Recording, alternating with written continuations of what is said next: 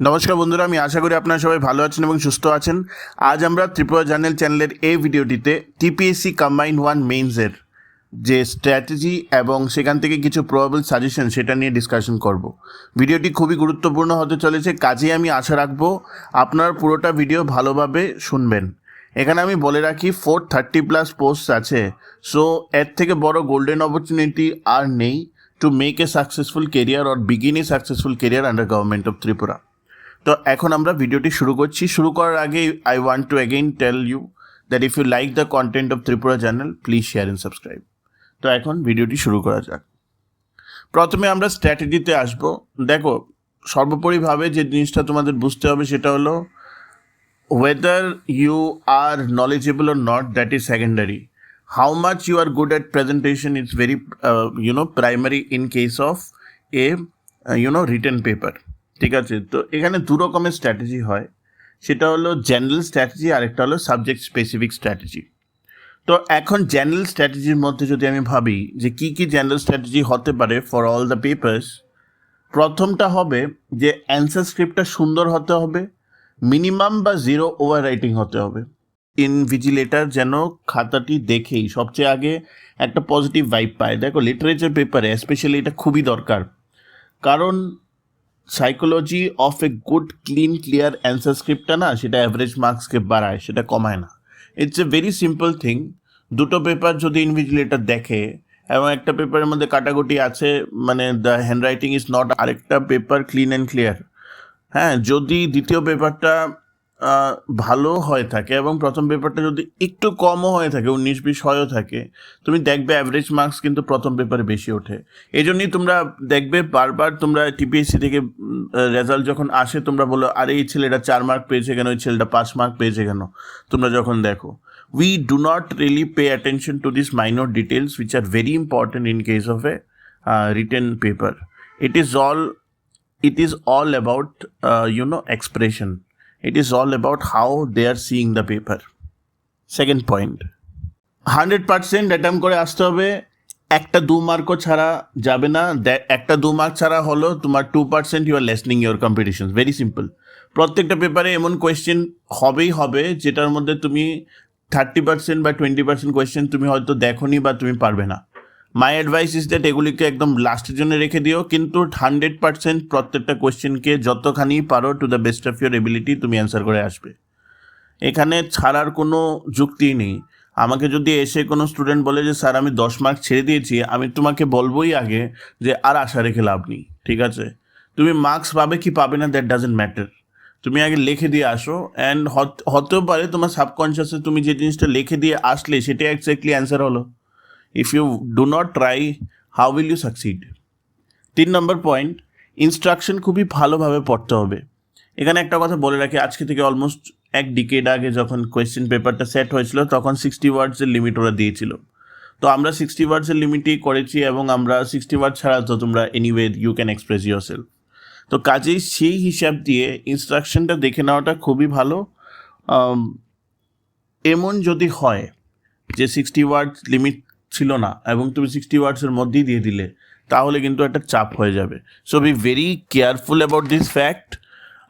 দ্বিতীয় কথা হলো লিটারেচার পেপারে যেখানে ওয়ার্ড কাউন্ট আছে, যেমন এসেতে আছে, তারপর তোমার লেটারে আছে, সেগুলি নিয়ে কিন্তু উইদিন দ্য ওয়ার্ড কাউন্ট তোমার দিতে হবে।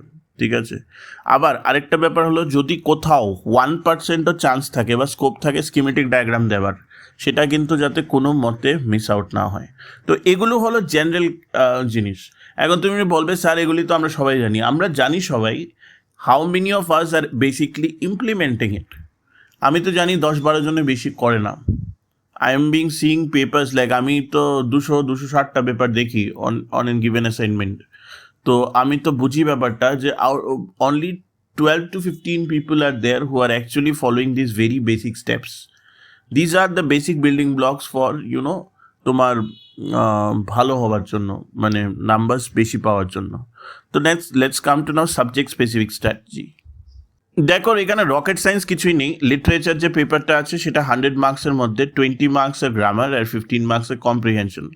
যেটা গতবারও গ্রামার এসেছিল, দ্যাট ওয়াজ ভেরি ইজি 2014-15-এ। তো আমি যেটা বলবো, if even that level doesn't come, আমি দেখছি না যে গ্রামারের লেভেল ভয়ানক হাই হবে। সো ফর দ্যাট পার্সপেক্টিভ তোমার এই গ্রামারের জন্য তুমি যদি আরিহান্তের ইংলিশের বইটা যদি খুলে পড়ো, যেটা আমি বলি, যে টাইপের গ্রামারের কোয়েশ্চেন 2014-এ এসছে এবং টিসিএস মেন্সে লাস্ট টিসিএস মেন্সে যে টাইপের গ্রামারের কোয়েশ্চেন এসছে সেগুলো চ্যাপ্টার ওয়াইজ যদি তুমি একবার দেখে নাও, তাহলে I feel like you will be able to score very good in this. Comprehension আর গ্রামার পার্টে 35-এর মধ্যে 25 স্কোর করা ইজ নো বিগ ডিল। এবং এখানে যদি 25 আমার স্কোর করা হয়, বাকি 65-র মধ্যে আমি যদি 30ও পাই, তাও I am going out with 55 marks. আমার এম থাকতে হবে ইংলিশে 65 to 70, এবং আমার এম থাকতে হবে 35 মার্কসের মধ্যে যাতে 30 ওঠে অ্যাট এনি কস্ট। আমি তোমাদেরকে বললাম, whoever gets good marks in English, they have very good chance of getting into the final merit list, কারণ আমার যতটুকু ধারণা ইংলিশে ডিফারেন্সটা ক্রিয়েট হবে। বাকি পেপার, সেকেন্ড পেপার মানে মধ্যে অনেক বেশি স্কোপ আছে নাম্বার তোলার, তো সেকেন্ড পেপারের নাম্বারটা ডেফিনেটলি হাই হবে। But English is the paper where you will be able to score, মানে you will be able to create the difference. কাজে ইংলিশকে একদম যারা লাইটলি নিচ্ছে, that is going to be a problem. Similarly এসএন লেটারের যে ওয়ার্ড লিমিট আছে সেটা মেনটেন করতেই হবে, ঠিক আছে? তো কেন আমি বলছি, কারণ TPSC is very very very stringent in this. Word limit maintain নেই, you are out, very simple. তো এটা মনে রাখবে। Now let's come to GK and CA paper. দেখো জিকে এন্ড সিএ পেপার নিয়ে আমি আগে বলছি, out of 100 marks around 60 marks are very scoring. Like 40 marks হলো লজিক্যাল রিজনিং, কোয়ান্টিটেটিভ। যারা যারা পারো তোমরা তো জানো, it's very cake work two score 40 marks. এখানে আমি বলে রাখি, এক্সপ্লেন করে লিখতে হবে প্রথম কথা। সেকেন্ড কথা হলো 20 মার্কসের পলিটি আছে, যারা পলিটিতে ভালো, তো এখানে 60 মার্কস আছে। আমাদের সবচেয়ে বড় দুর্ভাগ্য হলো we chase things which are not really important to us. কেন আমি বলি, আমরা এই 60 মার্কগুলির উপর আমরা ফোকাস করবো না, আমরা ওই 40 মার্কের মধ্যে স্যার নর্থ ইস্টের পার্টটা আমার কর না। আর এই 40 মার্কসের মধ্যেও নর্থ ইস্ট যদি আয় ম্যাক্সিমাম 7 মার্ক 8 মার্কের আইব, এবং এই 8 মার্কের মধ্যে বেসিক একটা নর্থ ইস্টে কোয়েশ্চেন দিব, লিমিটেশন অফ ইন্ডাস্ট্রি, এই সাতা মাতা। 8 মার্কের মধ্যে 4 মার্ক তুমি এমনিই পারবা। তো তুমি ওইটার লিগা তুমি যদি এই মানে স্কোরিং পার্টগুলি তুমি যদি মিস আউট করো, তাহলে তো প্রবলেমেটিক। আমি এখানেও বলতে পারি, এই যে 60 মার্কের মধ্যে এমন স্টুডেন্ট আছে যে এখনই 55 পাবে, যে 60 মার্কের মধ্যে এখনই 55 পায়, তার জন্য 40-র মধ্যে 20 তোলা কি আছে, এই পেপারে খুব মার্কস উঠবে। এবং আমি তোমাদেরকে এখানে ক্লিয়ারলি বলে দিতে চাই যে এই পেপারের মধ্যে কিছু ছাড়া যাবে না, এবং you should still you should very specifically work out for the polity one liners আর লজিক্যাল রিজনিং এবং কোয়ান্টিটেটিভ অ্যাপটিটিউড নিয়ে কথা।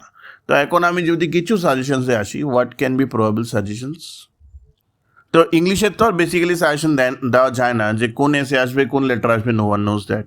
তো আমি যদি জিকের যদি আমি তোমাদেরকে কিছু সাজেশনস দিই, তাহলে আমার যেটা ধারণা সেটা হলো, যে পোস্ট আছে সেগুলি যদি পোস্ট দেখি, তাহলে 2-3টা কোয়েশ্চেন আসতে পারে। একটা কোয়েশ্চেন হলো পঞ্চায়েতি রাজের উপর আসবে, আইদার ইন্ডিয়ান পঞ্চায়েতি রাজ আর ত্রিপুরা পঞ্চায়েতি রাজ। একটা মিউনিসিপ্যালিটির উপর আসবে, মানে মিউনিসিপ্যাল 74th অ্যামেন্ডমেন্ট অ্যাক্টের উপর। একটা কোয়েশ্চেন তোমার আইসিডিএস প্রোগ্রামের উপর আসতে পারে, যে আইসিডিএস প্রোগ্রাম কবে স্টার্ট হয়েছিল, এটার স্ট্রাকচারটা কী কী, এটা নিয়ে আমি একটা নোট দিয়ে দেবো গ্রুপের মধ্যে। So that is how it will be done. Okay, apart from that কী কোয়েশ্চেন আসতে পারে, ত্রিপুরা জিওগ্রাফি থেকে কোয়েশ্চেন আসতে পারে। As you know, anything they can ask, but they will definitely ask 2-3 things from Tripura geography. তো এর মধ্যে ইম্পর্টেন্ট প্রমিনেন্ট কি, এগ্রিকালচার হতে পারে, ক্লাইমেট হতে পারে, তারপর ট্যুরিজম অফ ত্রিপুরার উপর ডেফিনেটলি কোয়েশ্চেন আসতে পারে, তারপর challenges of industries definite question, vegetation of Tripura, ঠিক আছে। একটা ইম্পর্টেন্ট কোয়েশ্চেন হলো টিটিএএডিসি।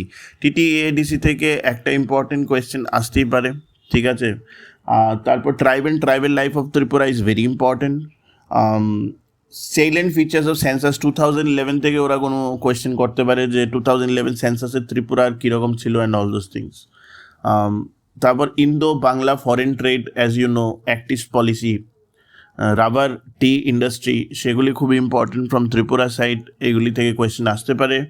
And you can expect a question from the different schemes like urban development under a PM Awas, Swachh Bharat Mission, Tripura Urban Livelihood Mission, Amrut Scheme, PM Swanidhi, মুখ্যমন্ত্রী স্বনির্ভর যোজনা, এগুলি আসতে পারে।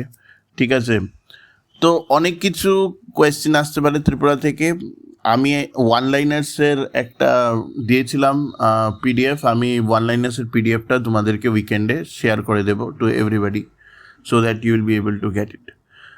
Current affairs থেকে আমার যেটা ধারণা, reason for war in Ukraine is important, Indo China foreign relations is very important, G20 and India এবং G20 and Tripura is very important. বাসুদেব কুটুম্বকম থেকে শর্ট কোয়েশ্চেন আসতে পারে, হোয়াট ইজ বাসুদেবা কুটুম্বকম, এটা থেকে হয়তো বা একটা লং কোয়েশ্চেন আসতে পারে। ঠিক আছে, তারপর Vidyajyoti schools very important, Agniveer scheme very important, digital rupee একটা কোয়েশ্চেন ওরা ডেফিনেটলি দেয় ইসরো থেকে বা স্যাটেলাইট ডিফেন্স সেক্টর থেকে, মানে ইসরো থেকে দেন বা ডিফারেন্ট জায়গা থেকে ওরা দেয়। ঠিক আছে, one nation one ration card, তারপর ইন্ডিয়ান ফরেন পলিসি থেকে একটা কোয়েশ্চেন ডেফিনেটলি আসবে, ও ইন্ডিয়ান ফরেন পলিসিস অবজেক্টিভ ও recent achievements etcetera, India's vaccine diplomacy.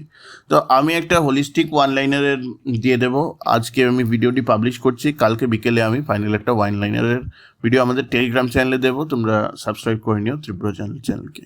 Finally আমি তোমাদেরকে একটা কথা বলবো,